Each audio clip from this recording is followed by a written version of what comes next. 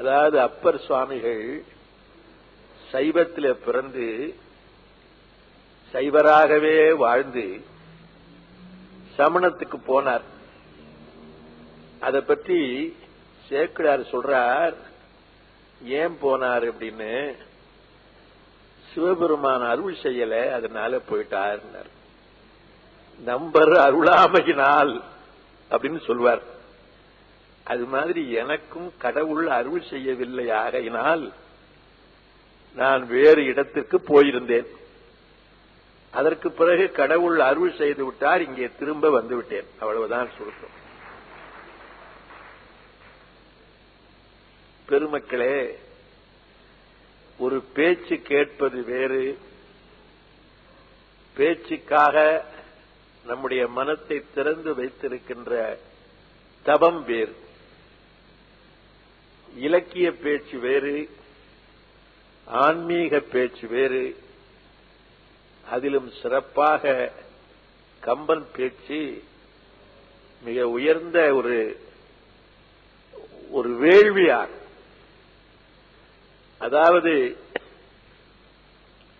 ஒவ்வொரு காலத்திலும் சிந்திக்கப்பட்ட சிந்தனைகள் வானத்தில் தங்கி இருந்து கொண்டே இருக்கின்றன. அவைகள் அழிவதில்லை. சமஸ்கிருதத்திலே எழுத்துக்கு ஒலிக்கு அக்ஷரம் என்று பெயர். அக்ஷரம் என்றால் அழியாதது என்ற அர்த்தம். க்ஷரம் என்றால் அழியும், அக்ஷரம் என்றால் அழியாது. ஒலி அழியாது என்ற உண்மையை சொன்னவர்கள் இந்தியர்கள். இன்னைக்கு விஞ்ஞானிகள் அதை சொல்லுகிறார்கள். ஒரு காலத்தில் விஞ்ஞானம் இயேசுநாதர் பேசிய பேச்சை கேட்கும் அப்படின்னு சொல்றார். அப்படியானால் ஞானசம்பந்தரும் அப்பரும் பாடிய பாடலை அவர்கள் குரலாகவே நாம் ஒரு காலத்தில் கேட்கலாம். அவன் சொல்வது உண்மையாயிருக்குமானால், ஆக எண்ணங்கள், ஒலி வடிவங்கள் இவைகளெல்லாம் காக்க முடியும் என்று தெரிகிறது. இப்போ ஒருத்தருக்கு இமெயில் அனுப்புனா அவர் அதை பூட்டி வச்சுட்டாருன்னா அது அப்படியே இருக்கு. எப்ப இவர் திறக்கிறாரோ அப்ப உள்ள பூந்துக்குது. ஒரு விஞ்ஞான கருவியிலேயே ஒரு ஒலியை சேமிக்க முடியும் என்று தெரிகிறது என்றால், கடவுள் படைத்த படைப்பிலே அது நிச்சயம் என்று தெரிகிறது. எதற்காக சொல்லுகிறேன்? என்னிடத்தில் வரும்பொழுது நங்கநல்லூரில் இருந்து வந்திருக்கிற நண்பர் ஸ்ரீதரன் ஒரு கேள்வி கேட்டார்.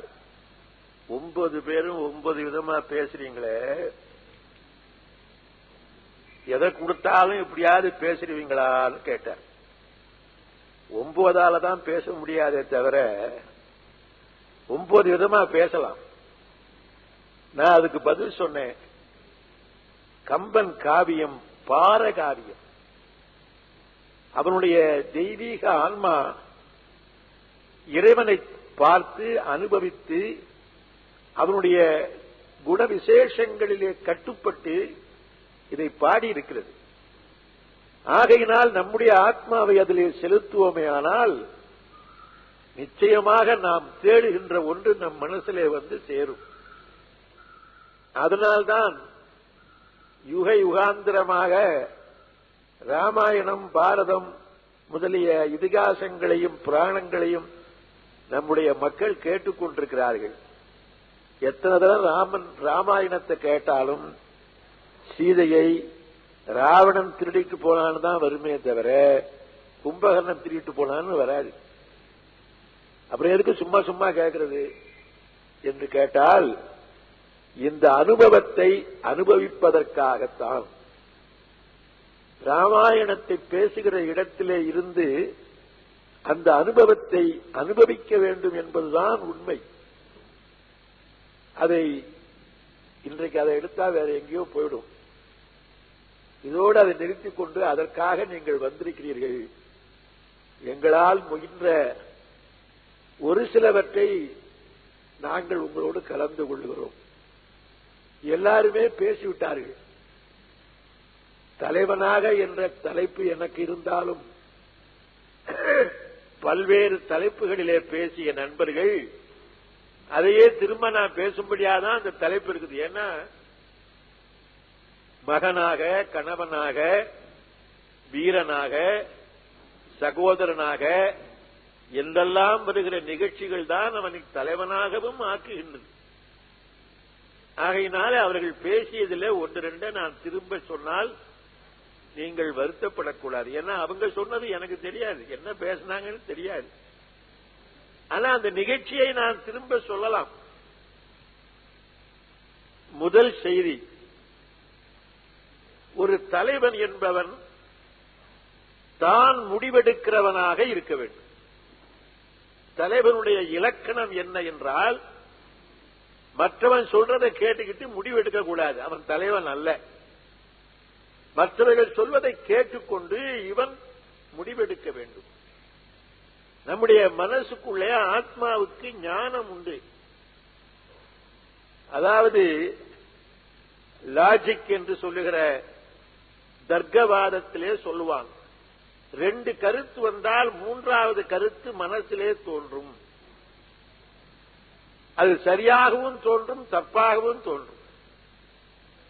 அது எப்படி சரியாகவும் தப்பாகவும் தோன்றும்னா, நான் இப்ப ஒரு லாஜிக்ல உள்ள ஒண்ணு சொல்றேன். ஜைனர்கள் அஹிம்சாவாதிகள் சரிதானே? மகாத்மா காந்தி அஹிம்சாவாதி சரிதானே? ரெண்டும் சரிதான். இந்த ரெண்டிலிருந்து மூணாவதாக, ஆகவே மகாத்மா ஒரு ஜைனர் அப்படின்னு முடிவெடுக்கலாமா? அப்படி எடுக்க முடியாது. அதான் தப்பா முடிவெடுக்கிறது. அந்த ரெண்டு ப்ரொபோசிஷன்லயும் தவறான ஒரு வார்த்தை பயன்படுத்தப்பட்டிருக்கிறது. ஜைனர்களுடைய கொள்கையும் அஹிம்சைதான், மகாத்மா காந்தியின் கொள்கையும் அஹிம்சைதான். ஆனால் அஹிம்சை மட்டும் அல்ல. அதை உணர்ந்து கொண்டு நம்முடைய ஆத்மா மூன்றாவது ஒன்றை சொல்லும். அதை இன்ஃபர் பண்ணும் என்று சொல்வார்கள். கண்டுபிடிக்கும் நம்முடைய மனம். அதுதான் இந்த மனத்தினுடைய வேலை, ஆத்மாவினுடைய வேலை. அப்படி இப்பொழுது நான் ஒன்றை உங்களிடத்தில் கலந்து கொள்வதற்காக சொல்லுகிறேன். ஏன் படிக்கிறோம்? பள்ளிக்கூடத்தில் படிக்கிறது எதுக்குன்னா, இந்த ஆத்மாவும் மனமும் எப்படி வேலை செய்கிறது என்பதை தெரிந்து கொள்வதற்காக படிக்கிறோம். படிச்சதுனாலேயே அறிவு வரும்னு சொல்ல முடியாது. அறிவு உள்ளவன் படிச்சா அறிவு வரும், அறிவு இல்லாதவன் படித்தால் ஒன்றும் வராது. சார், அறிவு இல்லாதவன் படிச்சா ஒன்னும் வராதுன்னு சொல்றீங்களே, படிச்சாதானே அறிவு வரும் அப்படின்னா, படிச்சா வர வேண்டிய அறிவு தான் வரும். நான் சொல்லல, திருவள்ளுவர் தான் சொல்ற, நுண்ணிய நூல் பல கற்பினும் மற்றும் தம் உண்மை அறிவே மிகும்.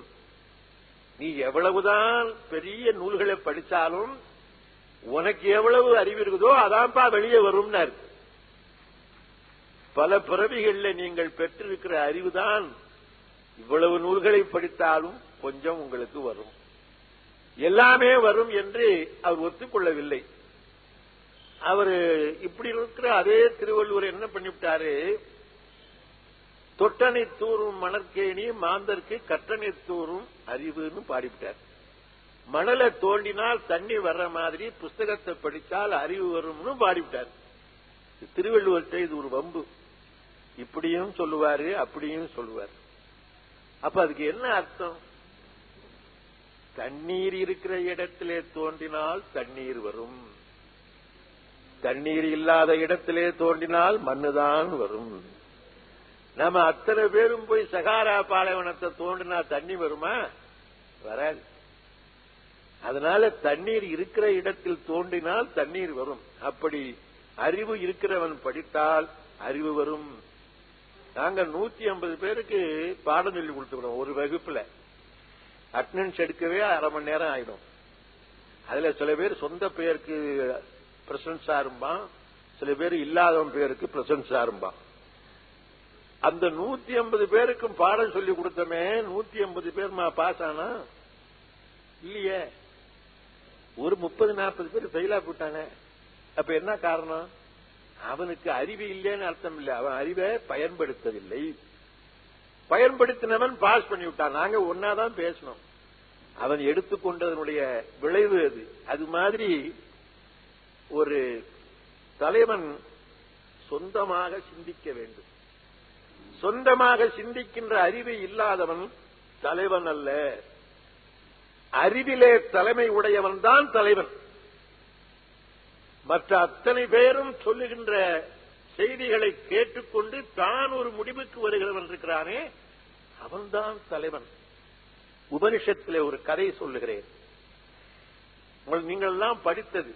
ஒரு அம்மா என்ன பண்ணா, தன் பையனை ஒரு ரிஷி இடத்திலே அனுப்பி, அவர் பெரிய ஞானவான், அவர் சொல்றதை கேட்டுவாடா, உனக்கு ஞானம் வரும் அப்படின்னு அனுப்புனான். இவன் போன ஆசிரமத்துக்கு. அப்போலாம் முனிவர்கள் ஆசிரமத்திலே இருப்பார்கள். இப்பொழுதெல்லாம் ஆசிரமத்திலே போலீஸ் இருக்கிறது, இது வேற விஷயம். அதனால போனா அவர் என்ன பண்ணாரு, ஒரு 20 மாட்டை கொடுத்து இதை மேய்ச்சிடுவாடான்ட்டார். அவனுக்கு எப்படி இருக்கும்? இவர் ஞானம் கொடுப்பாருன்னு வந்தா மாட்டுக்கார பேல ஆக்கி விட்டாரு. பெருசுகளே இப்படித்தானா அப்படி நினைச்சிருப்பானா இல்லையா? போயிட்டு வாடானார். அம்மா சொன்னது ஞாபகம் வந்தது. அதாவது தாய் சொல்லை தட்டாதவன் அவன். சினிமா பேரை நான் சொல்லல. அதனால நேர அம்மா சொன்னதை கேட்டுட்டு போயிட்டான். ஆனா அந்த முனிவர் என்ன பண்ணாரு, அவன் போய் பார்க்கிற பொருள்களில் இருந்தெல்லாம் ஒவ்வொரு ஞானம் அவனுக்கு வரட்டும்னு ஒரு ஆசீர்வாதம் பண்ணிவிட்டார். போய் ஒரு மலையை பார்க்கிறான், அந்த மலை இவனுக்கு ஒரு செய்தி சொல்லுகிறது. ஒரு மாட்டை பார்க்கிறான், அந்த மாடு ஒரு செய்தி சொல்லுகிறது. ஒரு மரத்தை பார்க்கிறான், அந்த மரம் ஒரு செய்தி சொல்லுகிறது. உலகத்தில் இருக்கிற அத்தனை பொருள்களும் இவன் தெரியாத ஒரு செய்தியை சொல்லிக் கொண்டிருக்கின்றன. அதுக்கு காரணம் முனிவருடைய ஆசீர்வாதம். திரும்பி வந்தான், மாடெல்லாம் மேய்ச்சி கன்று போட்டுருக்கு மாடு அப்படின்னு ஆசிரமத்தை கொண்டு வந்தான். சுவாமி, நான் எல்லாத்தையும் கொண்டு வந்துட்டேன், நான் வீட்டுக்கு போறேன்னா. ஏப்பா ஞானம் பெறலையா அப்படின்னு கேட்டார். இல்ல, நான் எல்லா ஞானமும் பெற்றுட்டேன்னா. இவரால தான் பெற்றான், அவனுக்கு அது தெரியல. நான் ஒவ்வொரு பொருளை பார்த்தேன், ஒவ்வொரு பொருளும் எனக்கு ஒவ்வொரு ஞானத்தை கற்றுக் கொடுத்ததுன்னு சொன்னான். சிரித்துக்கொண்டே அவனை அனுப்பிவிட்டார். இது கேனோபனிஷத்துல உள்ள ஒரு கதை. அதாவது அவங்க பேரு சத்தியகாமன். அப்படி உலகம் முழுவதும் ஒரு பாட புத்தகம், திறந்த பாட புத்தகம், மனிதர்கள் பாட புத்தகங்கள், நிகழ்ச்சிகள் பாட புத்தகங்கள், அவைகளை பார்க்கிறவன் அவைகளில் இருந்து ஒரு கருத்தை எடுத்துக்கொண்டு அதை சிந்தித்து அவன் முடிவுக்கு வர வேண்டும். ஆகையினால தலைவன் என்பவன் சொந்தமாக சிந்திப்பவன். மந்திரிகள் எல்லாம் இப்ப போயிருக்கிறார்கள் அரசாங்கத்துக்கு. அவங்களுக்கெல்லாம் ஒன்னும் தெரியாது. ஒன்னும் தெரியாதவனை தான் மந்திரியா போடுவாங்க. தெரிஞ்சவனை மந்திரியா போட்டா வம்பு வந்துடும். ஏன்னா அவன் முதல் மந்திரி ஆயிடுவான். அதனால ஒன்றும் தெரியாதவனை தான் போடுறது. அப்படி இருக்கும்போது அந்த மந்திரிகள் கீழே இருக்கிற செயலாளர்கள் சொல்றதை கேட்டுட்டு செய்வாங்க. சில மந்திரி இருக்கிறான், அவன் என்ன சொல்றானோ அதை அப்படியே கேட்டு செய்வான். அவன் தலைவன் அல்ல. அவன் சொல்றதை மீறி தான் முடிவெடுப்பான், அவன் தலைவன். மதிய உணவு போடணும்னு சொல்லி காமராஜ் முடிவு பண்ணிவிட்டார். வந்து எல்லாரையும் கூப்பிட்டு மதிய உணவு போடணும்னு நான் முடிவு பண்ணிருக்கிறேன், அதை பற்றி எனக்கு தெரிவியுங்கள். எல்லா ஐஏஎஸ் அதிகாரியும் அதெல்லாம் போட முடியாதுன்னு எழுதிட்டான். இந்த கோப்புகளை தூக்கி எரிஞ்சார். முடியாதுங்கிறது எனக்கு தெரிஞ்சுதானே ஒண்ணு கேட்கிறேன். அது எப்படி முடியும்னு கத்துக் கொடுக்கையா? அதுதானே நீ இருக்கிற அப்படின்னு தூக்கி எறிஞ்சார். அவன் தான் தலைவன். அவன் சொல்லிவிட்டான் என்பதற்காக அதை கேட்காமல் அதற்கும் மேலே ஏறி நின்று பார்க்கின்றவன் தான் தலைவனாவான். அப்படி ராமன் பல இடங்களில் தான் கண்டவைகளை, கேட்டவைகளை, அனுபவித்தவைகளை ஆதாரமாக வைத்துக் கொண்டு அதற்கு மேல் முடிவெடுத்தவன். ராமாயணத்தில் 2 முனிவர்கள் இருக்கிறார்கள், 19,000 ரிஷிகள் இருக்காங்க. அதுல 2 பேர் ரொம்ப முக்கியமானவங்க. ஒரு 10 பேர் முக்கியமானவங்க, அதுல 2 பேரை சொல்றேன். ஒருத்தர் வசிஷ்டர், ஒருத்தர் விஸ்வாமித்திரர். 2 பேருக்கும் ஆகாது. நீங்க அந்த கதையெல்லாம் படிச்சிருப்பீங்க. ரிஷி மூலம் படம் பார்த்தவங்களுக்கு அது சரியா தெரியும். அவர் சொன்னாரு, நீ ஒண்ணு, இவன் ராஜா விஸ்வாமித்திரன், அவரு பிரம்மாவுடைய புள்ள வசிஷ்டர், நீ பிரம்ம ரிஷி ஆக முடியாதுடா அப்படின்ட்டாரு. நான் பிரம்ம ரிஷி ஆகி காட்டுகிறேன் பார் அப்படின்ட்டு வந்தான் விஸ்வாமித்திரன். பிரம்ம ரிஷி ஆகிவிட்டான். அதாவது சத்திரிய ஜாதியிலே பிறந்தவனுக்கு சாந்தமான குணம் இருக்க முடியாது. அவனுக்கு ஒரு கோபமாக சண்டை போடுற ஜாதி அது. அதுக்கு தகுந்த ஒரு குணம்தான் இருக்கும். அதனால உனக்கு பிரம்ம சாயை வந்து சேராதுன்னு சொன்னார். ஆனால் தவத்தினாலே அதை பெற்றவன். இதுக்கு மேல அதை பத்தி சொல்ல வேண்டாம். அந்த 2 பேரும் சண்டை போட்டுக் கொண்டிருந்த 2 பேரும் ராமாயணத்திலே சந்திக்கிறார்கள். ராமனை அழைத்துக் கொண்டு போவதற்காக விஸ்வாமித்திரன் வந்திருக்கிறான். தசரதன் பயப்படுகிறான். இவன் கோபக்கார முனிவன், இவன் சொன்னதை கேட்காவிட்டால் நமக்கு ஆபத்து. ஆனால் நான் விரும்பாத ஒன்றை அல்லவா கேட்கப் போகிறான். ராமன் என் உயிர், அவனை நான் எப்படி இழப்பேன் என்று துடிக்கிறான். அவன் துடிப்பு முகத்தில் தெரிகிறது. வசிஷ்டர் சொல்றார், யாரு? விஸ்வாமித்திரருக்கு எதிரி, அவனை அனுப்பி வை அப்படிங்கிறார். என்கிட்ட படிச்சதை விட அவர்கிட்ட அதிகம் படிக்க போறான்டா அவன் பையன். ஏன்னு கேட்டா, இவர்தான் அவனுக்கு எல்லா கல்வியும் கற்றுக் கொடுத்தவர். ஒரு கல்வி அவரால் கற்றுக் கொடுக்க முடியாது வசிஷ்டரால. அது என்ன கல்வி? யுத்தம் செய்வதென்ற கல்வியை அவரால் கற்றுக் கொடுக்க முடியாது. ஞான வாசிட்டம், யோக வாசிட்டம்னு அவர் கற்றுக் கொடுத்ததெல்லாம் சிலபஸ் இருக்கு. இப்போ அது யாரும் இப்ப படிக்கிறது இல்லை. ஏன்னா ராமர் படிச்சது நம்ம படிக்கப்படாதுன்னு ஒருத்தனும் படிக்காம இருக்கிறார். வாசிட்டம்னா வசிஷ்டர் சொன்னதுன்னு அர்த்தம். அதெல்லாம் இருக்கு. ஆனா தனுர்வேதத்தை அவர் கற்றுக் கொடுக்கவில்லை. ஏன் கொடுக்கவில்லை என்றால், அதற்கான மந்திரம் அவருக்கு தெரியாது. அதற்கான மந்திரம் தெரிஞ்சிருந்தாலும் அந்த ராசி அவருக்கு கிடையாது. இப்போ ஒருத்தர் வீடு கட்ட போறார். அவரு பேங்க்ல என்னென்னமோ சொல்லி வாங்கிவிட்டாரு. விவசாயத்துக்கு தான் வாங்குறேன்னு வாங்கிவிட்டாரு. அப்படி வாங்கினவெல்லாம் இப்ப 60,000 கோடியில புழைச்சிருக்கிறான். வாங்கி விவசாயமே பண்ணல, அவன் வீடு கட்டிவிட்டான், பொண்ணுக்கு கல்யாணம் பண்ணிவிட்டான். இருந்தாலும் விவசாயி தான். என்ன கடன் வாங்கியிருக்கான்ல விவசாயின்னு. விவசாயின்னு கடன் வாங்கினவெல்லாம் விவசாயி தான். ஆனா அந்த விவசாய கடனை கட்டினவெல்லாம் அப்பாவியா போட்டான். அவனுக்கு எல்லாம் தெரியாது, இப்படி எல்லாம் நமக்கு விதி விலக்கு கொடுப்பான்னு தெரியாம கட்டிவிட்டான்.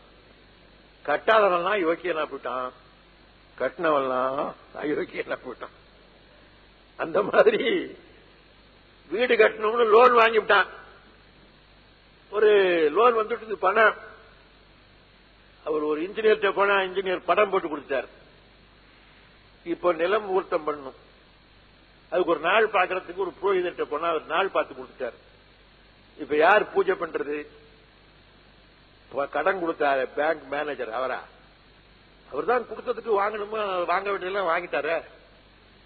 அப்புறம் என்னத்துக்கு அவர் பூஜை பண்றது? அப்ப இன்ஜினியரா? இன்ஜினியர் பூஜை பண்ண முடியாது. இந்த ஒரு நாள் வச்சு கொடுத்தார புரோகிதர், அவரா? முடியாது. வேற யாரு பூஜை பண்ணலாம்? கொத்தனார் தான் பண்ணலாம்.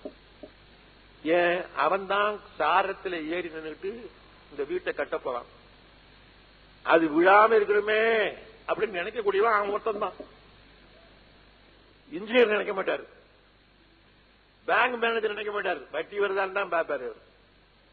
அதனால இந்த வீடு கட்டுகிற வரையிலும் நம்முடைய தொழிலுக்கும் நமக்கும் ஆபத்து வரக்கூடாதுன்னு நினைக்கக்கூடிய ஒரே ஆளு கொத்தனார் தான். அப்ப அந்த கொத்தனாருக்கு தான் அந்த ராசி உண்டு. அதே மாதிரி வில்வித்தை தெரிந்தவன் அரசனாக இருக்கிற விஸ்வாமித்திரன் தான். ஆகையினாலே அவன்தான் அந்த கல்வியை சொல்லித்தர வேண்டும்.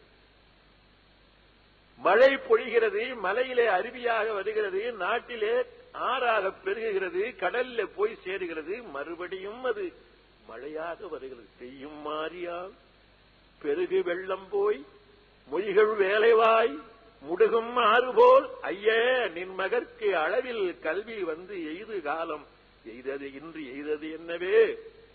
உன் மகனுக்கு நான் சொல்லித்தராத கல்வியெல்லாம் அவர் சொல்லிக் கொடுக்க போறாருப்பா, அவர் பின்னால் அனுப்பு. எனக்கு ரொம்ப வருத்தம். இப்போ நம்ம ஒரு பையனை கொண்டு போய் ஒரு காலேஜில் சேர்க்கிறோம். என்னென்ன ஃபீஸ் உண்டோ அதெல்லாம் கட்டுறோம். ஃபீஸான ஃபீஸும் கட்டுறோம், ஃபீஸ் இல்லாத ஃபீஸும் கட்டுறோம்.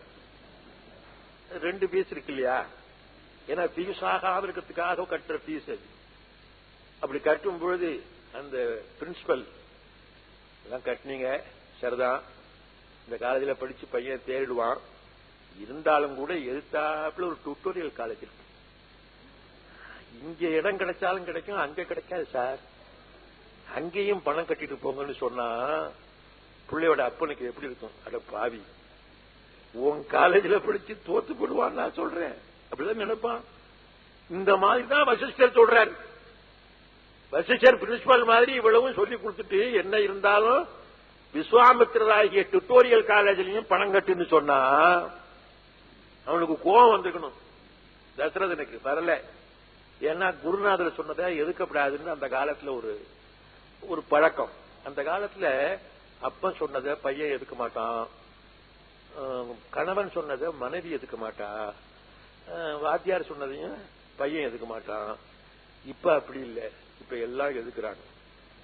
ஆனா கணவன் சொன்னதைத்தான் மனைவி எதுக்கிறது இல்லை, இப்போ மனைவி சொல்றத கணவன் எதுக்கிறது இல்லை. காலம் மாறி போச்சு. மனைவி என்ன சொல்றாளோ அத அப்படியே கேட்கறான். என்ன காரணம்? அவதான் குடும்பத்துக்குள்ள மகாராணி அப்படின்னு முடிவு பண்ணிவிட்டான். ஆனா அதை வெளியே சொல்றது இல்லை. வெளியே சொன்னா அது ஆம்பளத்தனம் ஆகுமா? ஆகாது. கதவை சாத்திக்கிட்டு உள்ள கேட்கணும், அதோட விட்டுற வேண்டியதுதான். அந்த மாதிரி விஸ்வாமித்திரர்கிட்ட நிறைய கத்துக்க போறான் அப்படின்னாரு. சரி அனுப்பிவிட்டார்.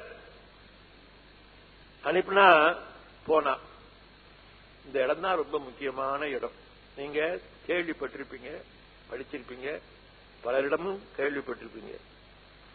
இதோ இவதான் தாடகை, அவளை கொலை பண்ணு அப்படின்னா. நான் முந்தையே சொன்னபடி குருநாதராலே சிபாரிசு செய்யப்பட்ட குருநாதர் இவன். யாரு? விஸ்வாமித்திரன். அப்ப குருநாதர் சொன்னதை கேட்கணுமா இல்லையா? இவனும் ஒரு குருநாதன், வெறும் குருநாதன் இல்ல, சூப்பர்லேட்டிவ் குருநாதன். ஏன்? குருவாலேயே ரெக்கமெண்ட் பண்ணப்பட்டவன். அப்ப சரி நீங்க சொன்னபடி நான் செஞ்சு விடுறேன் அப்படின்னு நினைக்கணும், சொல்லணும். சொல்லல. துண்ணன வினைத்தொழில் தொடங்கி உழலேனும் பெண்ணன மனத்திடை பெருந்தகை நினைந்தான். என்னதான் இருந்தாலும் இவள் பெண் அல்லவா? அப்போ சுயமான முடிவு.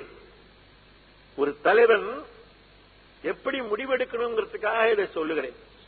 சுயமா நினைக்கிறான். அந்த ஸ்கூல்ல படிக்கும் பொழுதுதான் பொம்பளைய கொலை பண்ணப்படாதுன்னு சொல்லி கொடுத்தாரு. யாரு? Class teacher Vasishtar. இவரு டியூஷன் மாஸ்டர். யாரு? விஸ்வாமித்திரர். இப்போ அவனுக்கு என்ன குழப்பம் வந்திருக்கணும்? கிளாஸ் டீச்சர் சொன்னதை கேட்கறதா இல்ல டியூஷன் மாஸ்டர் சொன்னதை கேட்கறதா? சில இடத்துல டியூஷன் மாஸ்டர் சொல்றதான் பையன் கேட்பான். ஏன்னா அவர் கொடுக்கிற சம்மரி தான் கேள்வியில வரும். கிளாஸ் டீச்சர் கொடுக்கறது வராது. அதனால கிளாஸ் டீச்சருக்கு சலாம் போட்டு போடுவான். விஸ்வாமித்திரன் இப்போ டியூஷன் மாஸ்டர். ஒரு பள்ளிக்கூடத்துல ஒரு விஞ்ஞான ஆசிரியர் வந்தார். அவர் சொன்னாரு, மூளை வளர்ச்சி அடைய வேண்டும் என்றால் புரதச்சத்து அவசியம். புரதச்சத்து பால், மீன், முட்டை இவைகளெல்லாம் இருக்கிறது அப்படின்னு போட்டார். அதான் அதுல இருக்குது.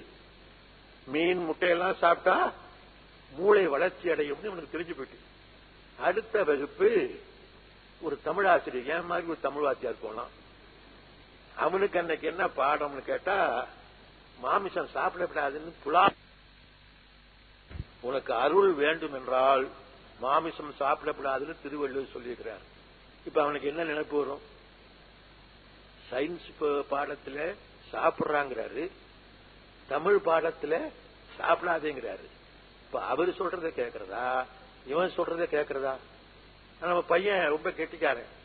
சயின்ஸ்ல இந்த கேள்வியை கேட்டா சயின்ஸ் வாத்தியார் சொன்னதை எழுதிடுவோம், தமிழ்ல இந்த கேள்வியை கேட்டா தமிழ் வாத்தியார் சொன்னதை எழுதிடுவோம். இப்படிதான் நம்ம பையன் முடிவு பண்ணுவான். அதனாலதான் அவன் பாஸ் ஆகலாம் இல்லீங்களா? ஆனா ராம அப்படி முடிவு பண்ணல. என்ன பண்ணா, என்ன இருந்தாலும் இவள் பெண், அவளை நான் கொலை செய்ய மாட்டேன் என்றவன் முகம் மறுக்கிறது. பெண்ணன மனத்திடை பெருந்தகை நினைந்தான். அது விஸ்வாமித்திரர் பார்த்துட்டார். ஓ, அதாவது கிளாஸ் டீச்சர் சொன்னதை நினைச்சுட்டான், நாம சொன்னத ஒத்துக்க மாட்டேங்கிறான். அப்பா, இவ உடம்புல தாண்டா பொண்ணு, இவ இந்த காட்டில் இருக்கிற அத்தனையும் சாப்பிட்டான், என் ஒருத்தனை தவிர. ஏன் என்ன விட்டான்னு கேட்டா, என் உடம்புல தசையே இல்லை, எலும்பும் தோலும் தான் இருக்குது, அதனால விட்டுட்டான். அவளை போய் நீ பொண்ணுன்னு நினைக்காதப்பா, இவளை கொலை செய்வதும் அறம் அப்படின்னார்.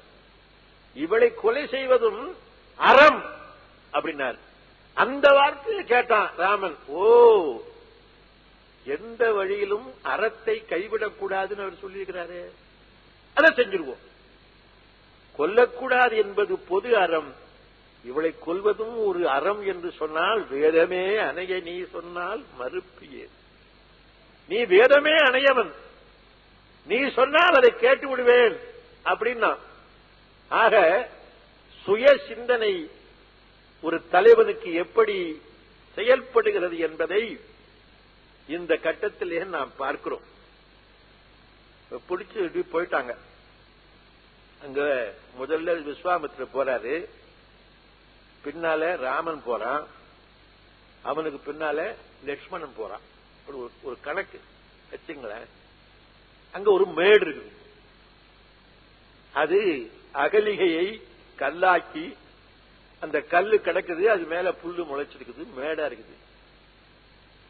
அதை தாண்டாரு விஸ்வாமித்திரர், ஒண்ணுமே ஆகல. அவர் கால் தூசிப்பட்டு அந்த மேடு ஒண்ணும் ஆகல, அப்படியே இருக்குது. இது என்ன மேடு, யாரு, என்ன செய்தி ஒன்னும் தெரியாது ராமனுக்கு. ஆனா அவன் தாண்டலாம்னு காலை எடுத்தான். எடுத்த காலில் இருந்து ரெண்டே ரெண்டு தூசி, கால் தூசி அந்த மேட்ல பட்டுது. விட்லாச்சாரியார் படத்துல வர்ற மாதிரி டப்புன்னு ஒரு பொண்ணு வந்துட்டான். ஜெயமாலினி தான் வருவா அடிக்கடி விட்லாச்சாரியார். விட்லாச்சாரியார்ல வர்ற ஜெயமாலினி மாதிரி தான் அகலிகைன்னு நினைக்கப்படாது. அகலிகை வேற, ஜெயமாலினி வேற. அகலிகை அழகா இருப்பா, ஜெயமாலினி அவ்வளவு அழகு கிடையாது. இல்லாட்டி இந்திரன் ஆசைப்பட்டிருக்கான்னா ஜெயமாலினி மாதிரியா இருப்பா, இருக்க மாட்டான். அதனால ரொம்ப அழகானவ. அவ எழுந்து நிக்கிறா, அவன் தாண்டவே இல்லை. அவன் தாண்டிட்டான், ஒண்ணும் நடக்கல. யாரு? வேதங்களை எல்லாம் கரைச்சு குடிச்சவன், வேதத்தில் ஆயிரக்கணக்கான மந்திரங்களை எல்லாம் எழுதியவன், புதிதாகவே ஒரு சொர்க்கலோகத்தை படைத்தவன், திருசங்குவுக்காக அந்த சொர்க்கலோகத்தை படைத்து பிரம்ம ரிஷி பட்டம் பெற்றவன். எல்லாரும் பிராமணத்துவம் பெறுவதற்காக அவன் மிகப்பெரிய மந்திரத்தை கொடுத்தவன். அவன் தாண்டியும் ஒன்னும் ஆகவில்லை. இவன் தாண்டினவனுக்கு அது என்னன்னே தெரியாது. என்னன்னு தெரிஞ்சவன் தாண்டினா ஒன்னும் ஆகலைங்க. விஸ்வாமித்திரனுக்கு தெரியும் முடியாது, அந்த மேடுதான் அகலிகைன்னு தெரிஞ்சும் ஒன்னும் ஆகல. தெரியாத இவன் தாண்டினான், வந்துட்டான். அந்த உடனே இவன் பயந்துட்டான். இந்த அம்மா யாருங்க? யாரு? ராமன் கேட்கிறான். இந்த அன்னை யார்? யார் இவர் அப்படின்னு கேட்ட உடனே அந்த கதையை சொல்றான். இந்த கதையெல்லாம் உங்களுக்கு தெரிஞ்சது, அதெல்லாம் நான் இப்ப சொல்லல. இல்ல என்ன விஷயம்னா, இங்க சொல்ல வேண்டிய விஷயம் அது பின்னால வருது. அதுக்கு முந்தி ஒன்னு சொல்லிவிடுறேன். தாடகையை வதம் பண்ணிய பொழுது இந்த காதுல வாங்கின வார்த்தையை இந்த காதுல விட்டுடுறவன் மாதிரி மார்பு வழியாக அம்பு போட்டான் ராமன். அப்பா என்ன அற்புதம்! இந்த தாடகையை இப்படி வதம் பண்ணினானே என்று மனசால கூட நினைக்கல. யாரு? இந்த முனிவர். பாராட்டவே இல்லை, பேசாம இருந்துட்டான். ஏன் பேசாம இருந்துட்டான்? இது இவனால முடியும். சம்பராசுரனையே இவங்க அப்பன் வென்றான், அவன் பையன். அதனால இந்த தாடகையை வெல்வது இவனுக்கு ஒன்றும் பெருசில்லை, அப்படி விட்டுட்டான். ஆனா இன்றைக்கு இந்த அகலிகை விழித்து எழுந்தவுடனே பாராட்டுகிறான். கைவண்ணம் அங்கு கண்டேன், கால் வண்ணம் இங்கு கண்டேன். உன் கையினால் செய்த போரை நான் அங்கே பார்த்தேன். பார்த்த உடனே அங்க பாராட்டிய, ஏன் பாராட்டல? அதற்கு சமாதானம் சொல்ல முடிந்தது, பாராட்டவில்லை. இதற்கு ஏன் சமாதானம் சொல்லவில்லை? ஒன்று தெரியும். அகலிகைக்கு சாபம் கொடுக்கும் போது கௌதம முனிவன் என்ன சொன்னான்? கல்லாத போக கடவுள்தான். அவ கேட்டா, எனக்கு விமோச்சனமே இல்லையா? உங்கள் திருவாயினால் அதையும் சொல்லிவிடுங்கள் என்று கேட்டாள். அப்பொழுது என்ன சொன்னான் அந்த முனிவன்? தசரத ராமன் கால் தூசுப்பட்டு நீ பெண்ணாவாய். அப்போ ராமன் பிறக்கவே இல்லை. மறந்துடாதீங்க, இவளுக்கு சாப விமோசனம் நடக்கும் பொழுது ராமன் பிறக்கவில்லை.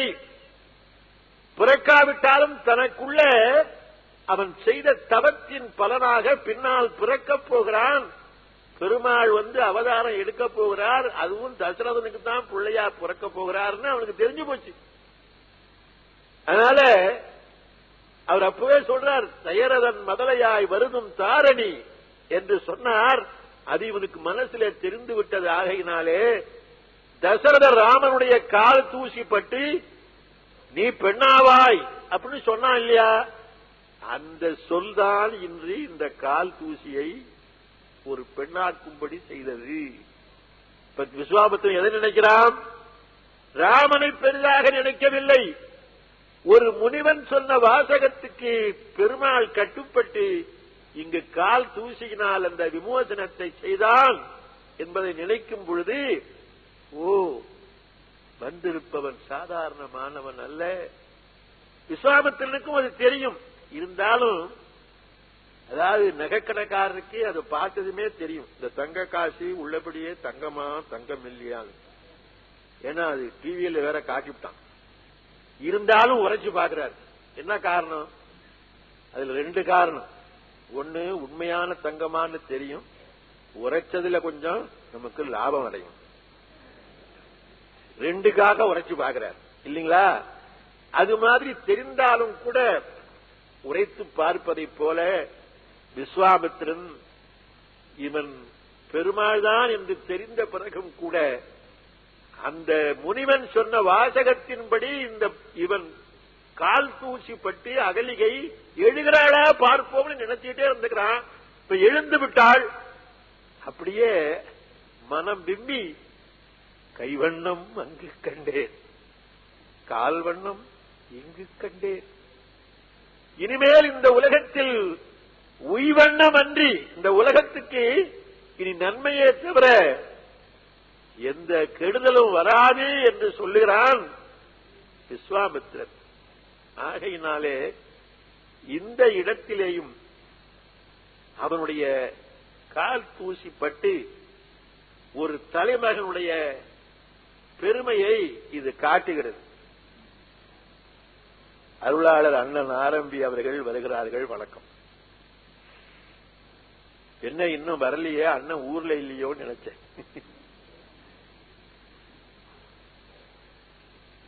அது மாதிரி விஸ்வாமித்திரருடைய மாணவனாக, ஆனால் அதே நேரத்தில் சுய சிந்தனையோடு செயல்படுகிறவனாக ராமன் விளங்குகிறான். இன்னும் பாலகாண்டத்தில் நிறைய விஷயம் இருக்கு. கடைசியில் ஒரு இடத்துக்கு போயிடும். பரசுராமன் ஒருத்தன், உங்களுக்கு தெரிஞ்ச கதை தான். இவன் வில்லை வளைத்த உடனே அவன் வந்துட்டான். அவன் எங்க இருந்தான் தெரியுமோ? கேரளாவுக்கும் வெளியில ஒரு தீவில இருந்தான். அதனால இன்றைக்கு வரையிலையும் பரசுராமன் நாடுன்னு கேரளாவுக்கு பேர். அங்கேதான் அவன் இருந்தான். வில்லை எங்க முடிக்கப்பட்டது? சில பேர் அசாமிலேங்கிறாங்க, சில பேர் யூபியிலேங்கிறாங்க. எப்படி இருந்தா என்ன, ஒரு 1500 கிலோமீட்டருக்கு அப்பாலதான் வில்ல முறிச்சுக்கிறான். இவன் அங்க இருந்தான்.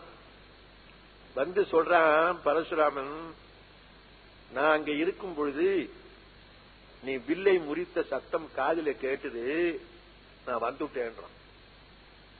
எப்படிங்க அது? இவன் வில்ல முறிச்சது சீதைக்கே கேட்கல.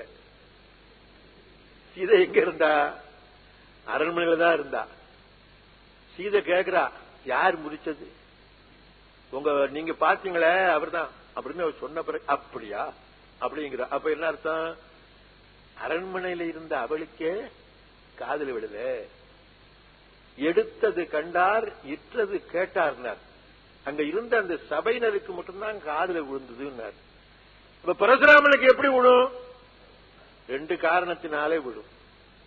ஒன்று, இந்த வில்லுக்கு ஜோடியா ஒரு வில்லு அவன்கிட்ட இருக்கு, அவன் கையில வச்சுக்கிட்டே இருக்கிறான். இதுக்கு ஜோடியான வில்லு சிவபெருமான் கையில போய் உடைஞ்சு போயிட்டு, அந்த வில்லு தான் இப்ப ஜனக மகாராஜனுடைய அவையில இருக்கு. அதை யாராவது உடைக்கிறானான்னு பாத்துக்கிட்டே இருக்கிறான், தபம் பண்ணிக்கிட்டு. ஏன்னா எவனாவது உடைச்சானா அவனை போய் கிராஷ் பண்ணலாங்கிறதுக்காக உட்கார்ந்துக்கிறான். அப்ப அவன் தபத்தினுடைய பாதி யார் உடைக்கிறார்கள் பார்ப்போம் அப்படின்னு. நம்ம ஒரு ஜங்ஷன்ல போயிட்டு இருக்கிறோம், சென்ட்ரல் ஸ்டேஷன்ல. அவர் போறவர் பேரு ராமசாமி வச்சுங்களேன். ஒரு பேச்சுக்கு ராமாயணம் பேசும்போது ராமசாமி தான் போறாரு. கோபாலகிருஷ்ணான்னு சொல்றான், திரும்பி பார்க்க மாட்டேங்கிறான். குப்புசாமின்னு சொல்றான், திரும்பி பார்க்க மாட்டேங்கிறான். வேற யாரையோ ஒருத்தன் ராமசாமிங்கிறான், இன்னொரு ராமசாமி, இந்த ராமசாமி திரும்பி பார்க்கிறான். என்ன காரணம்? இவன் பேர் ராமசாமி. தன்னுடைய பெயர் ராமசாமியா இருக்கிறதுனால யாராவது நம்மை கூப்பிட்டால் திரும்பி பார்க்க வேண்டும்ங்கிற கான்சியஸ்னஸ் அவனுக்கு இருக்கிறதுனால அவ்வளவு பெரிய கூட்டத்தில் பிற பெயர்கள் சொன்ன போது தெரியல, இவனுக்கு ஒத்த பெயர் சொன்ன போது அவன் திரும்பி பார்க்கிறான். அதே மாதிரிதான் பிரபஞ்சம் முழுவதையும் தன் மனத்துக்குள் தபத்தினாலே அடக்கிக் கொண்டிருக்கின்ற பரசுராமன் இந்த வில்லை யாராவது முறிக்கிறார்களா பார்ப்போம் என்ற எண்ணத்தோடையே இருந்ததுனால 1500 கிலோமீட்டருக்கு அப்பாலும் இது கேட்டது. நான் முந்தையே சொன்னேன், ஒலிகள் அழிவதில்லை, எந்த ஒலியும் அழிவதில்லை. தவத்திலே இருக்கிறவர்களுக்கு அந்த ஒலி தெரியும் என்பதனால் இப்ப வந்துட்டான். வந்து கல்யாணம் பண்ணி ராமன், சீதை, இன்னும் மற்ற பெண்களோட தசரதன் தலைமையில எல்லாரும் அயோத்திக்கு போயிருக்கிறாங்க. நெல்லுன்னு வந்து நின்றுட்டான். நம்ம சினிமாவில எல்லாம் ஒரு காட்சி வரும், தாலி கட்ட போகும்போது நேரா ஒரு 10 பேர் டப்புன்னு வந்து நிற்பான். நிறுத்து கல்யாணத்தேம்மா, ஒன்னும் பண்ண முடியாது. அந்த மாதிரி பரசுராமன் ஒத்தாளா இருந்தாலும் நெல்லு அப்படின்னா என்னடா விஷயம்னு பார்த்தா அவன் பரசுராமன் தெரிஞ்சு போச்சு. தசரதன் கீழே விழுந்து அழுறான், என் பிள்ளைய காப்பாத்து, என் பிள்ளை எனக்கு அடுத்தாப்புல அரசனா வர போறமே, நீ அவனை ஒண்ணும் செய்யக்கூடாது அப்படிங்கிறான். ஏன்னு கேட்டா இதுக்கு ஒரு கதை, கொஞ்சம் நீட்டமான கதை. 21 தலைமுறை ராஜாக்களை எல்லாம் கொலை பண்ணி அந்த ரத்தத்தை சமஸ்த பஞ்சமம்ங்கிற இடத்துல குளமா கட்டி அதுல குளிச்சுட்டு தான் எங்க அப்பாவுக்கு கடைசி காரியம் பண்ணுவேன்னு சொன்னான். யாரு? இந்த பரசுராமன். ஏன்னா அவங்க அப்பாவே ஒரு ராஜா கொலை பண்ணிட்டானா, அவங்க அம்மா 21 தரம் மார்பிள் அடிச்சுக்கிட்டாலாம். இவன் எண்ணிக்கிட்டே இருந்துக்கிறான் 21 தரம். அப்ப 21 தலைமுறை கொலை பண்றதுன்னு முடிவு பண்ணிட்டான். அதுல ஒரு சப் கிளாஸ் போட்டான். என்ன சப் கிளாஸ்னா, நான் போய் யார் பேர்ல சண்டை போட போறனோ அவன் திருமண கோலத்தில் இருந்தால் அவனை அன்னைக்கு விட்டுடுவேன் அப்படின்னு சொன்னான். இந்த தசரதனுக்கு இருந்த மந்திரிகள்லாம் ரொம்ப அறிவாளிகள், அவங்களுக்கு இந்த சப் கிளாஸ் தெரிஞ்சு போச்சு. அதனால என்ன பண்ணா, அத்தனை பேர் ராஜா கிட்ட, ராஜா எப்பொழுதும் வரும்பொழுது ஒரு தோழியை செட் பண்ணிட்டான். அவ புதுசா ஒரு பட்டு புடவை எல்லாம் கட்டிக்கிட்டு அவ வருவா. ஒரு ரெடிமேட் தாலி ஒண்ணு பக்கத்துல இருக்கும், ஒரு மேலக்கார செட்டு ஒண்ணு நிக்கும். இவன் வந்துகிட்டே இருப்பான். எப்பவாவது திடீர்னு கோட்டை வாசல்ல வந்துட்டான் பரசுராமன் தெரிஞ்சதுன்னா திடீர்னு சொல்லுவான். செல்போன்ல சொல்றது இல்ல, ஒருத்தன் இன்னொருத்தனை சொல்லி வந்துடும். செல்போன் கூட சமயத்துல தெரியாது, இவ்வளவு வேகத்துல சொல்லுவான். சொன்ன உடனே அவன் பாட்டுக்கு உடனே மேளத்தை கொட்ட ஆரம்பிப்பான். அதுதான் கெட்டி மோளம்னு பேரு. ராஜாவை கெட்டியா காப்பாத்துறதுக்காக தட்டின மோளம். இவன் தட்டின உடனே ஒருத்தன் அந்த தாலியை எடுத்து கொடுப்பான். தசரதன் அவளுக்கு கட்டிடுவான். வந்த பரசுராமன் திரும்பி போயிடுவான். இப்படி பல முறை திரும்பி போயிட்டான். அதனால தசரதன் தப்பிச்சான். இப்ப என்னாச்சு, அதே பரசுராமன் வந்திருக்கிறான். தன்னை கொன்றால் கவலை இல்லை, ஆனால் ராமனோடு போர் செய்வேன்னு சொல்றான். இப்ப என்ன பண்றது யோசனை பண்ணி சொல்றான், அவன் எனக்கு ஒரே பிள்ளை, அவனை நீ ஒண்ணும் செய்யாதே அப்படிங்கிறான். கீழே விழுந்து அழுகிறான். அதாவது முனிவர்களை கொலை செய்யக்கூடாதுங்கிற ஒரு அறத்துக்கு கட்டுப்பட்டு தசரதன் தான் மன்னன் என்பதையும் மறந்து கீழே விழுந்து புலம்புகிறான். அந்த இடத்தில் தலைவனாகிய ராமன், அப்பாவுக்கு அடங்கிய ராமன், அப்பா என்ன சொல்றாரோ என்ன செய்கிறாரோ அதைத்தானே கேட்பவன். அவன் அப்பா சொன்னதை கேட்கவில்லை, சுயமாக சிந்தித்தான். ஒரு தலைவன் எதையும் தன்னுடைய உதவியாளர்கள் சொல்வதை கேட்டுக்கொண்டு அப்படியே முடிவெடுக்க கூடாதுன்னு நான் சொன்னேன். அது மாதிரி இங்க தந்தையா இருந்தாலும் கூட முடிவை தான் எடுத்தான் ராமன். உடனே என்ன பண்ணா, பரசுராமன் கிட்ட பேசினான். உனக்கு உன்னோடு நான் போர் புரிய தயார், ஆனால் நீ கொடுத்த வில்லிலே நான் ஏற்றி அம்பு விட்டால் எதன் மேல் விடுவது? நீ முனிவன், உன்மேல் விட முடியாது. ஆனால் நான் விடுகிற அம்பு லட்சியம் இல்லாமல் சும்மா திரும்பாது, நான் யாரு மேல விடுறது என்று ராமன் கேட்டான். அப்படி கேட்ட பொழுது பரசுராமன் சொன்னான், நான் இதுவரையிலும் செய்திருக்கிற தவத்தை எல்லாம் லட்சியமாக வைத்து நீ விடு, உனக்கு அந்த தவத்தின் பலனெல்லாம் கிடைக்கும் என்றான். உடனே இவன் அம்பு விட்டான் என்று கதை. இப்பவும் பாருங்க, தானே சொந்தமாக சிந்திக்கின்ற இயல்பை எந்த இடத்திலும் தந்தையா இருந்தாலும் குருநாதனாக இருந்தாலும் யாராயிருந்தாலும் அவன் அதை பின்வாங்குவதில்லை. இதுல ஒன்னு சொல்றேன்னு சொன்னேன், சொல்ல மறந்துட்டேன். அது அகலிக கதை. அந்த அகலிக கதை என்ன, இப்போ சினிமாக்காரங்கள்லாம் நிறைய சினிமா எடுக்கிறாங்க. அதுல ஒரு பெண் விதவையா போயிட்டா அப்படின்னு சொன்னா அவளுக்கு கல்யாணம் பண்ண மாட்டான் பல டைரக்டர். ஏன்? படம் ஓடாது. காலி சென்டிமெண்ட் அது ஓடாது அப்படின்னு ஓடப்பான், செய்ய மாட்டான். இன்னும் சில பேர் இருக்கிறான், அது எப்படின்னா கெட்டு போயிட்டா ஒரு பொண்ணுன்னா அவளை மன்னிக்க மாட்டான். அது அப்படியே அவளே மனம் திருந்தி கெட்டது கெட்டபடி இருக்கட்டும்னு சொல்லிட்டு போடுவா அப்படிமா. மாடர்ன் ஏஜ்ல ஒரு பெண்ணினுடைய கற்பு கெட்ட பிறகும் கூட அவளை பற்ற முடிவை அவன் எடுப்பதில்லை. யாரு? டைரக்டர் எடுக்க மாட்டேங்கிறான். கதை எழுதுறவன் எழுதினா கூட டைரக்டர் ஒத்துக்க மாட்டான், டைரக்டரே ஒத்துட்டாலும் ப்ரொடியூசர் ஒத்துக்க மாட்டான். படம் ஒண்ணுப்பா சும்மாரு அப்படிம்பா. அப்ப இந்த காலத்தில் கூட செய்ய முடியாத ஒரு பெரிய விஷயத்தை ராம் முடிவெடுத்து செய்கிறான். கல்லானவள் எழுந்துட்டா, சரி போயிட்டு வாமா அவன் வீட்டுக்கு போ அப்படின்னு திரும்பல. அவன் அவளை அழைத்துக் கொண்டு முனிவனுக்கு முன்னால் கொண்டு போய் நிறுத்தினான். இவளை மீண்டும் மனைவியாக ஏற்றுக்கொள் என்று சொன்னான். அதுதான் தலைவனாகிய ஒருவன் தானே சிந்தித்து எடுக்கின்ற முடிவு. சமூகம் என்ன சொல்லுகிறது, அனுபவஸ்தர்கள் என்ன சொல்லுகிறார்கள், உதவியாளர்கள் என்ன சொல்லுகிறார்கள், நூல்கள் என்ன சொல்லுகின்றன என்பதெல்லாம் விசாரிக்க வேண்டியதுதான். ஆனால் தான் சுயமாக சிந்தித்து முடிவு எடுக்கிறவன் தான் தலைவனாக இருக்க முடியும். ஆகையினாலே அவன் எல்லா இடங்களிலும் சுயமாக சிந்தித்தவன்.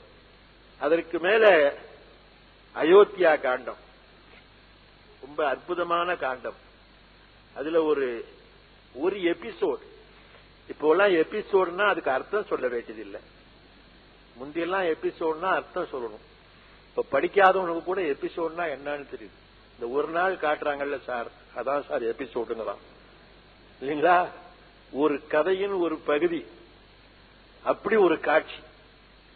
கைகேயி வரம் வாங்கிவிட்டா, இவனை காட்டுக்கு போன்னு சொல்லிவிட்டா. இது லட்சுமணனுக்கு தெரிஞ்சது. தெருவு கொண்டுட்டான். உள்ளபடியே தெரிஞ்சா என்ன செய்யணும்? அவன் இந்த செய்தி உண்மையானு கன்ஃபார்ம் பண்ணிக்கணும். ஒண்ணு தான் அம்மா கிட்டையாவது போய் கேட்கணும், இல்ல ராமனுடைய அம்மா கிட்டையாவது போய் கேட்கணும், இல்ல அப்பா கிட்டையாவது போய் கேட்கணும், இல்ல கைகிட்டையாவது போய் இப்படிலாம் கேள்விப்பட்டனே அது உண்மையானு கேட்கணும். அதெல்லாம் கேட்கவே இல்லைங்க. அவன் பாட்டுக்கு நடுத்தருந்து பேச ஆரம்பிச்சுட்டான். இந்த பைப்படி சண்டைன்னு சொல்றோம் பாருங்க. பைப்படியில சண்டை வந்தா வீட்டுல போய் சண்டை போடுவா, பைப்படியில தான் போடுவா.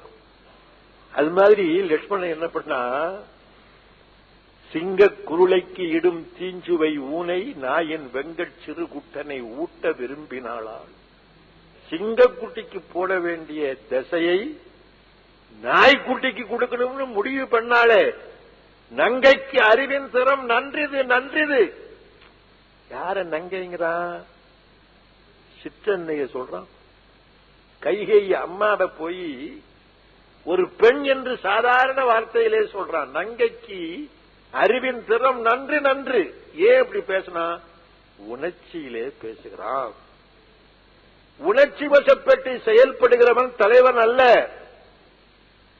நான் இந்த உலகத்தில் உள்ள அத்தனை பேர் வந்து என்னை எதிர்த்தாலும் சரி, புவிப்பாரம் கெட போரில் வந்தோரையெல்லாம் கொன்று குவிப்பானும் என் கோவை குற்றம் அவளி கவிப்பானும் நின்றேன். ராமனுக்கு நான் முடி சூட்டுவேன். அதை வந்து தடுக்கிறவன் தடுக்கலாம். முதல்ல அம்மாவை சாதாரணமா பேசினா, இப்ப மகுடம் சூட வேண்டிய பொறுப்பு தசரதனுடைய வேலை. அதையே நான் சூட்டுவேங்கிறான். தசரதனே கூட தான் சூட்டாமல் வசிஷ்டனை விட்டு சூட்ட சொன்னா, இப்ப வசிஷ்டன் வேலையும் நான் செய்வேங்கிறான். அம்மாவை விட்டுட்டான், அப்பாவை விட்டான், குருநாதனையும் விட்டுட்டான். என்ன காரணம்? கோபத்திலே உணர்ச்சி வசப்பட்டு பேசுகிறான். அதனால ஒரு தலைவன் இப்படி பேசக்கூடாது. தலைவனாக ஒரு சின்ன பழமொழி நம்முடைய நாட்டில் உண்டு. குட்டி குலைச்சி நாய் தலையில வச்சது காரணம். இந்த நாய்க்கு பின்னால ஒரு 3 குட்டி வரும். இந்த குட்டி தெருவில் போற நாயை பார்த்து வல்லு வல்லு வல்லுன்னு குலைக்கும். உடனே அந்த நாய் என்ன பண்ணும்? இந்த குட்டிக்கிட்ட வராது, அவங்க அம்மா கிட்டே போயிடும். குட்டி குறைச்சி நாய் தலையில வச்சதுன்னு சொல்றது. அது மாதிரி உணர்ச்சி வசப்பட்ட இந்த இலக்குவன் இப்படி பேசுகிறான். தெருவிலே அரண்மனையிலே பேச வேண்டியதை தெருவிலே பேசுகிறான். என்ன பண்றதுன்னு தெரியல. ராமன் வர்றான். தலைவன் அறிவினாலே முடிவெடுக்க வேண்டும். முன்பு நான் சொன்னேன் சுயமாக முடிவெடுக்க வேண்டும் என்று. அந்த சுயத்தையும் அறிவு பூர்வமாக பார்க்க வேண்டும், உணர்ச்சி பூர்வமாக பார்க்க கூடாது. கூட இருக்கிறனா அப்படிதான் சொல்லுவான், அண்ணன் இந்த தொகுதியில உங்களை தவிர வேற ஒரு பய ஜெயிக்க முடியாது, நீங்க தான் ஜெயிப்பீங்க. நான் என் பணத்திலேயே போய் நான் பணம் கட்டி விடுறேன், டெபாசிட் அப்படிமா. தோத்து போன பிறகு அதே பய சொல்லுவான், நான் அப்பவே அண்ணங்கிட்ட சொன்னேன் வேண்டான்னு, அண்ணன் தான் கேட்கலம்மா. நிக்க சொன்னதே இவன் தான், இவன் கேட்கலன்னு சொல்லுவான். இவன் எல்லாம் யாருன்னா உணர்ச்சி வசகமானவர்கள். ஆனால் தலைவனாக இருக்கிறவன் உணர்ச்சிக்கு அப்பால் அறிவினாலே சிந்திக்க வேண்டும். அவன் சொன்னான், ஆற்றிலே தண்ணீர் இல்லை என்றால் அது ஆற்றின் குறை அல்ல. மழை பெய்யவில்லை, ஆற்றிலே தண்ணீர் இல்லை. அப்படி அப்பாவினுடைய குறை நினைக்காதடா, அம்மாவினுடைய குறையும் அல்ல, பரதன் குறை கூட அல்லப்பா, இது விதியின் குறை. நதியின் பிழை என்று நறும்புணல் இன்மை, பதியின் பிழை என்று பயந்து நம்மை புறந்தாள், மதியின் பிழை என்று மகன் பிழை என்று நம் விதியின் பிழை. இதற்கு என்னை ஒரு வெகுந்த என்றான். ஏண்டா இதுக்கு வருத்தப்படுற அப்படின்னா, நம் நாட்டில் முடிவு காண முடியாத ஒரு விஷயம் ஒன்று வந்ததுன்னா அப்ப சொல்ல வேண்டிய விஷயம் விதி. சொல்ல முடியாது இல்லையா? ஒருத்தனுக்கு 85 வயசு உள்ள ஒரு பாட்டி செத்து போயிட்டு அவன் உட்காந்துட்டு வந்தவங்க எல்லாம் துக்க விசாரிக்கிறான். ஒருத்தன் வந்து கேட்டான், என்ன செஞ்சது பாட்டிக்குன்னா? என்ன ஒண்ணும் செய்யாமலே சாக வேண்டிய வயசு, அதுக்கு என்ன செஞ்சதுன்னா பதில் சொல்லணும். ஒண்ணும் இல்லைங்க, ஹார்ட் அட்டாக் வந்து. எங்க போய் பாத்தீங்க? தஞ்சாவூர்ல பாத்து. தஞ்சாவூர்ல என்ன ஹாஸ்பிட்டல் நடத்துற, இங்க வேற மெட்ராஸுக்கு போய்க்கணும், அப்பல்லுக்கு போகும்போது செத்து போடும் அது அப்படின்னா. அடுத்தவன் வந்தான், அடுத்தவன் எங்க வந்தான், அப்பல்ல செத்து போட்டுருந்தான். ஏன்னா இவங்களும் சொல்ல போறாங்க, அப்பல்ல இப்ப சரியா கவனிக்க மாட்டேங்கிறாங்க சார், நம்ம ஊர்லயே வச்சிருந்துருக்கலாம்ங்கிறான். இப்படி ஒவ்வொரு பயலும் வந்தா ஒவ்வொரு டாக்டர் சொல்றான். கடைசியில ஒருத்த வந்தான், ஏன் செத்து போனான்னு. விதி முடிஞ்சு போச்சுங்க, செத்து போயிடுது, அதை சொல்லுங்க சார். அவன் ஒருத்தன் தான் என்ன பண்ணான், கிராஸ் கேள்வியே கேட்கல. விதி வந்துட்டுதுன்னா சாகிறத தவிர வேற வழி இல்லை அப்படின்னு நம்ம அத்தனை பேரும் ஒத்துக்கொள்ளக்கூடிய ஒரே இடம் அதான், விதியின் பிழை. இதற்கு என்னை வெகுண்டது, ஏன் இதற்காக நீ வருத்தப்படுகிறாய் அப்படின்னு கேட்டா அதுக்கு என்ன சொல்றான், இந்த இலக்குவன் விதிக்கும் விதியாக விற்றொழில் காண்டி. விதி நான் சொல்றேன், அந்த விதிக்கே நான் விதியை உண்டாக்குறையா பாரியா அப்படிங்கிறான். என் வில்லுக்கு அவ்வளவு பெரிய ஆற்றல் உண்டு அப்படிங்கிறான். அப்பதான் சொன்னா ராமன், என்ன வேணாலும் இருக்கட்டும்பா, நான் சொல்றதை கேட்டா உனக்கு என்னடா குறை வரும்? உனக்கு நான் அண்ணன், எனக்கு தான் மகுடம் இல்லைன்னு நீ வருத்தப்படுகிறாய். நான் பட வேண்டிய வருத்தத்தை நீ பட்டுக்கிட்டு இருக்கிற. நான் காட்டுக்கு போதுன்னு நான் முடிவு பண்ணிட்டேன், ஆனா நீ கூத்தாடிட்டு இருக்கிற. நான் கேட்கிறேன், எனக்கு மகுடம் சூட்டுறேன்னு சொல்றியப்பா, என் சொல் கேட்டால் உனக்கு என்ன குறை வரும்? அதை சிந்தனை பண்ணி பார்ப்பா என்று சொன்ன உடனே அவன் இப்ப ஆஃப் ஆயிட்டான். ஏன்? அண்ணனுடைய சொல்லை நான் மறுக்கிறதா? என்றைக்கு மறுத்ததே நினையாது, நினைக்கவே முடியாது என்னால் அப்படின்னு சொல்லி பேசாம வந்துட்டான்.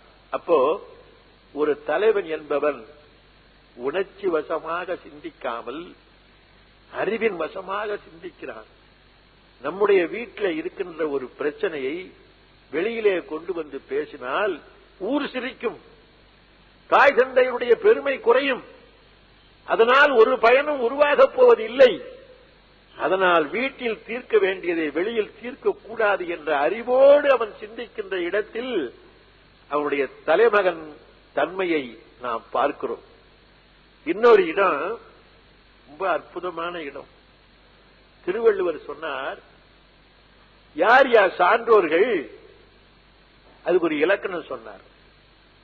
இந்த தங்கத்தை உரைத்து பார்க்கிற உரைகள் மாதிரி சான்றோர்களை உரைத்து பார்க்கிற உரைகள் ஒன்று இருக்கிறது.